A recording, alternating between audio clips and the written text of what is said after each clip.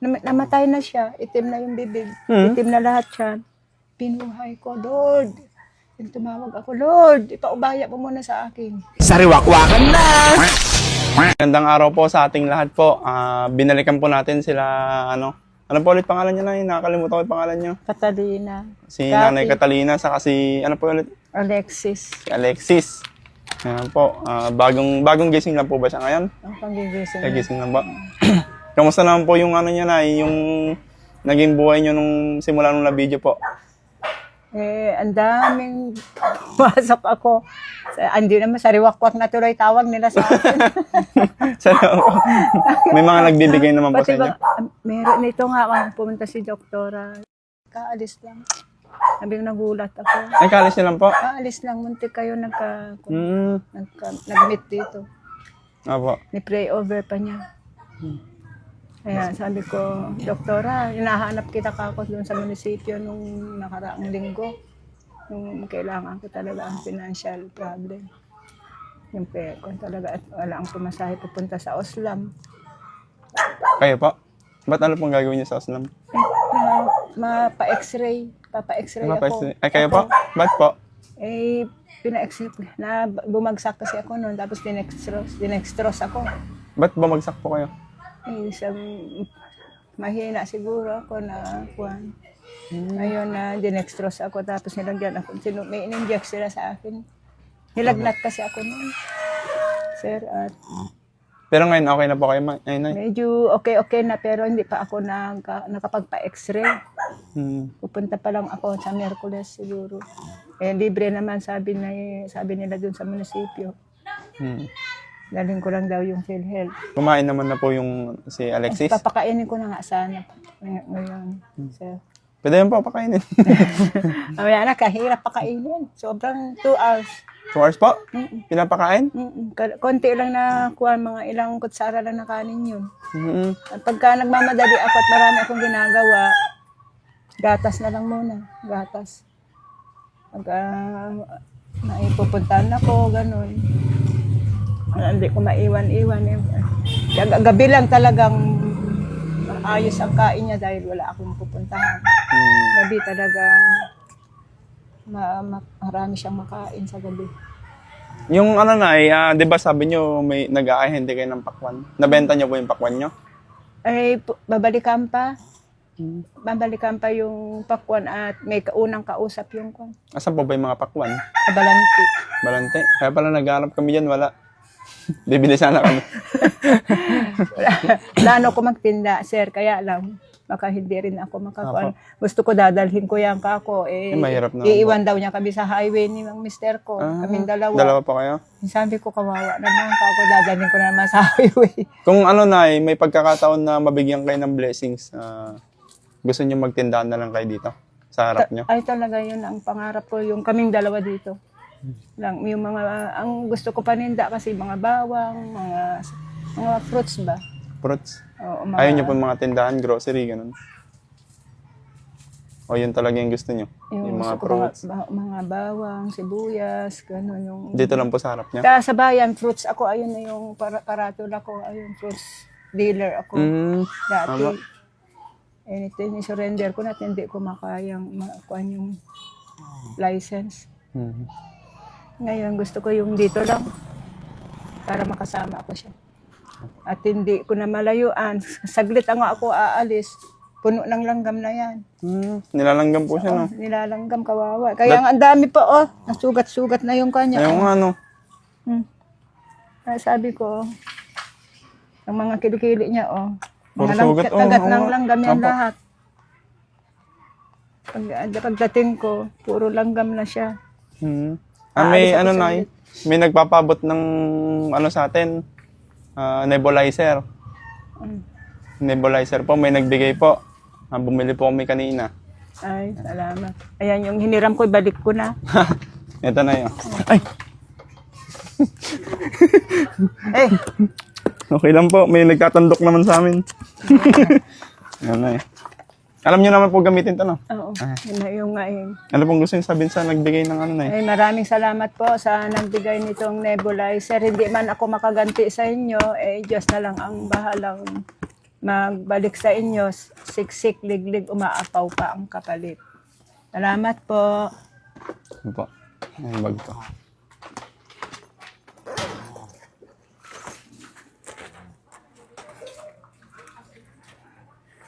Yan ang kuha niya, buhay niya eh. Pagka talagang hirap, ay talagang parang ako'y quack doktor, tapos doktora pa. Dr. Kwak Kwak. Yung talagang lahat ng paraan, namatay na siya, itim na yung bibig, itim na lahat siya. Pinuhay ko, Lord. Yung tumawag ako, Lord, ipaubaya mo muna sa akin. Sabi ko, Ano pong naramdaman nyo ng mga araw na yun? talagang hiningi ko, Lord, habang hinihilot ko kung saan-saan para buhayin. O biglang ng pink yung bibig niya. Nangitim na talaga. Hindi kinabahan po kayo nun? Oo, sabi ko, talagang napakabait ng Panginoon. Hiniling ko na akin muna ako, Lord. Kaya ko pa naman siyang alagaan. Ako talagang itim na lahat yan. Ilang beses na po. Pero ayan, pag pinagtsatsagaan ko. Bait po talaga ni Lord, no? Ako pa talaga number 1 siya. Kaya kanina 5 o'clock. May presyon tayo, sabi, takbo. Nag-iisa ako. Paano po siya? Naiwan sa ano niyo muna? Naiwan kay Mr. ko. Diyan pa naman siya. Ito na, may nagbibigay po pala ng ano sa inyo. Blessings po.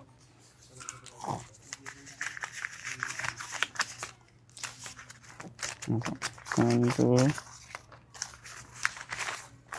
3, 4, 5, 6, 7, 8, 9, 10, 11, 12, Napakabait 13, ng Panginoon talaga. 15, 16.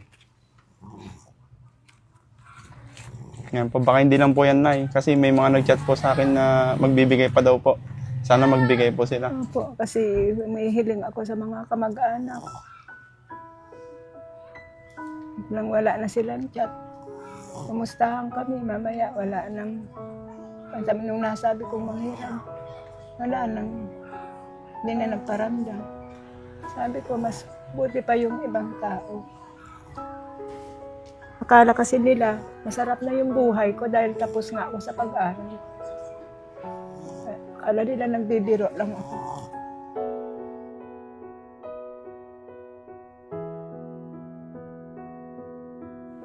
Kaya sabi ko, ito na siguro yung panalangin ko. Lagi nagpapataya ako ng waiter. Yun lang ang choice. Para lang kumita ng konti, pambiling Milo, pambiling diaper. Nagkaroon ako ng 50 pesos. May bumpers na. May Milo na siya. Pag wala talaga kami, pinisikap ko yung magpataya para lang magkaroon ng pambiling pampers, pambiling Milo niya. Madalas na ulam niya, Milo, gatas. Ate Kati, ba't hindi ka man lang makabili ng kahit sasabawa mo na ganito? Sabi, mabait naman yung si Lorna. Mabait naman yun. At ito, sinigang, ibisabaw mo sa ulam ng... Binibigyan po kayo. Binigyan niya ako. Nakita niya kasi palagi, Milo, gatas. Puro ganyan na lang ulam, sabi. Ngayon, ikuha mo yan, sabi niya, ipasabaw mo sa kanin niya. Kaya, sa araw na yun, eksakto nung pinapakain ko, nang pupunta kayo dito nung Tuesday. Ayun. Di ba nabanggit nyo sa amin na kapag, di ba dati may nagpupuntang mga vlogger, tumatakbo kayo, tinatago nyo yung anak nyo. Yung taga-Gabaldon yata, yun. Diyan lang siya. Tapos pinalikan niya. Tinago ko na. Buti sa amin po, hindi nyo tinago, no? Marami nagpayo kasi sa akin. Sabi ko, bakit mo takbuhan? Di mo namang ninanakaw yung kwan, binibigyan ka lang naman nila. Sabi, kunin mo, harapin mo, sabi nila. Ang dami nagpapayo. Nahiya nga ako kako at marami akong lahat ng naging ka-office mate ko noon. Baka magulat sila sa kuwan ka ako sa itsura ko ngayon. Sa kalagayan nyo po. Oo. Alam pong masama. Nahiya ako dun sa mga kasi supervisor ako sa isang supermarket dati. Halata nga po sa mananalita nyo, parang professional talaga. Sabi ko, sir, sabi ko, nung nag-check sa akin yung mga katrabaho ko, ganyan talaga ang buhay. Ako na lang. At bakit daw ano nangyari? May special child ako eh. Hindi ko malayuan. Marami akong gustong hanap buhay, gagawin. Pero hindi ko magawa dahil dito sa bata. Ang gusto ko, ito na siguro. Yung hinihiling ko na sana magkaroon ako ng hanap buhay na dito lang ako, kasama ko siya. Ito Ano na pong siguro. balak niyong gawin sa pera, Nay? Pag, may, kung minsan naman gusto ko na sarili, sana maghiwalay kami ng lakay ko ng hanap buhay. Ang gusto niya, itik. Yung itik racing, yung itlog, kasi bibili ka ng 500 na itik, mangitlog na after 6 months, mangitlog ka mo kahit 300 lang. Times 6 pesos, di 1.8. 1.8 daily yun. Yun ang plano ng mister kong sa kanya, para sa kanya. Ako naman, maghanap buhay dito para may pang-suporta doon sa pangangailangan din ng itik. Basta wag mawala yung puhunan. Sabi ko kayo. Nandito pa po kayong dalawa, no? Nandito pa kami. Mga anak ko na lang yung nakikiplanter sa melon yung iba, nakikarpentero yung iba. May pastora din akong anak sa Subic. Sir? Nasa Subic po. Medyo maayos din ang buhay niya, kaya lang hindi niya kami matulungan. Nagugutom ako. Ako papadala 300 kasi puro nag-aaral mga anak. May mga anak na po kasi, ano? Oo, may kanya-kanyang pamilya. Maayos naman yung buhay ng anak ko na may mga asawa. May pamilya Nahiya ako sa mga asawa manghingi ng pera. Sabi ko, kusa na lang binibigay nila sa akin. 300. Ito in December, baka sakali may 500. Ganun. May pamilya sila, sir. Kaya hindi ko rin maasahan ako. Kaya nagsusumikap ako kahit nagpapataya ng weteng, baka may manalo. Sabi ko, pero bawal sana dahil leader ako ng simbahan. Opo, bawal nga po. Nahiya ako. Minsan nasa lubong ko yung pari. Buti lang nakabag yung papel. Nakawag ako. Isusumbong nila ako. Mapanood nila. Mapanood nila. Ayun, nakabag. Nahiya ako na. Pero ngayon isa po. kang kwan, kayo ang kwan sa yung election. Isa kami watcher. Pero ngayon po, sa tingin nyo, Buti nakatago. magwe-wedding ba kayo? Yung may pangpunan na po kayo? Ay, Baka hindi sakaling hindi lang po yan Baka may magbigay pa po. Opo. Kasi may Baka mga nag-message. makita pa ng mga kamag-anak ko sa ibang bansa na sumasahod ng malalaki na. Bigyan kayo. Bibigyan ka ako. Kasi hindi naniniwala na Hindi sila maniwala. Baka sakali pamagitan mo, diyan sila magkuhan sa'yo. O di, magagandahan ang buhay nila May sumisweldo ng 200,000. Kanila, mga CPA, nursing kasi mga ngayon Kaya, may gusto po pinalas- ba kayong sabihin sa mga nagbigay at gusto pa pong magbigay na maraming salamat po sa mga nagbibigay.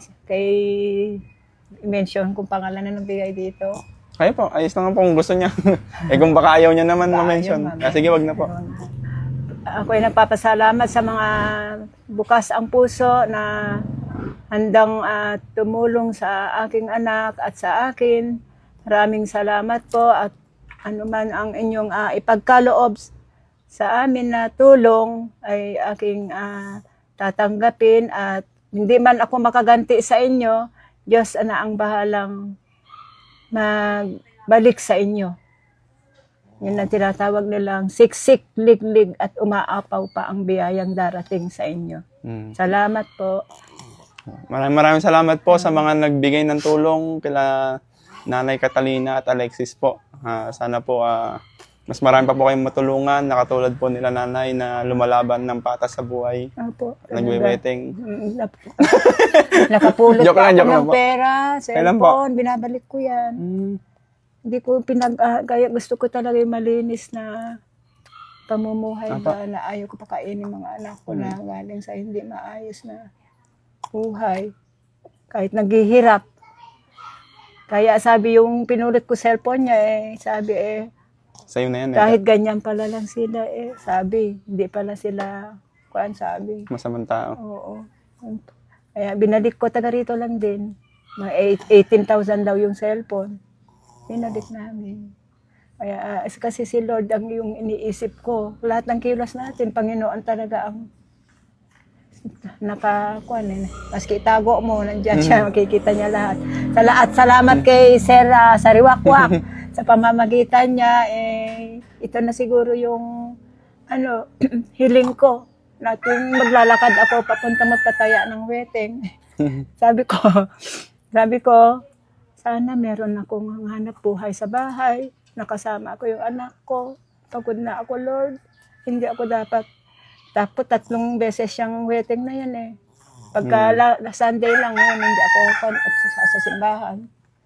Sabi ko, pagod na ako. Kako, ito na siguro ang way na may baguhin yung antas ng aming buhay. Para ma-challenge ko yung mga anak ko kung paano mamuhay ng maayos. Hindi yung kasalanan to this wedding, di ba sabi niyo? Titigil niyo na po yung wedding niyo? Gagawin ko na rin na hindi na rin magpapataya. Siyempre, hiniling ko kay Lord. Apo. Stop na siguro ako sa pagpapataya. At niisip ko, ako'y commerce, tapos andito ako sa Comprador. Okay naman, hindi ko minamaliit. Yung pangungubra. Nandiyan, mabilis lang yung pera. Pero sabi naman, sugal. Sugal yan, sabi nila. Kaya, pag-isip-isip ko din na isa pa, nakapag-aral ako, tapos ang bagsak ko ganun. Pero time na siguro na baguhin ko ang antas ng aming pamumuhay. Habang may buhay, may pag-asa po. May pag-asa. Sa akin din lang po ibibigay ni Lord to kung hindi nyo kaya Pinagtiyagaan ko ito. Talagang ilang beses na nangitim na yan talaga. Nung umayak na yung mga kapatid, sila kay ko tumalikod na. Ako lang talaga malakas ang loob. Kung ano, baba ako, masahe, pinapam ko dyan, ganyan talaga. Patay na siya, itim na yung bibig, itim na yung, tumitirik na yung mata. Pero nandiyan pa rin ako, in the name of Jesus Christ. Tulungan mo ako, pagalingin mo anak ko. Lagi ko tinatawag ang Panginoon. Maya-maya biglang nabuhay. Sa pamamagitan ng panalangin and at the same time yung nebulizer. Katulungan niya. Kaya naawa ako talaga. Sige po, ganda lang po, Nay, no? Sige po. Sana may mga tumulong pa po. Pandagdag ng pangnegosyo nila nanay sa pagkain po ni Alexis. And maraming salamat po sa mga tumulong po. God bless you all po. Thank you, Nay. Bless you. Thank you. Sige po, salamat sir. Sige po, apo. Sige Sa pamamagitan mo ikaw ang parang tulay na para may babago yung antas ng buhay ko. Hindi po. Na siyang hinihiling ko. Si Lord po yung nagbigay lahat yan. Thank you po. Salamat po. Sige po. Laban lang po. Bye-bye. Bye-bye. Salamat.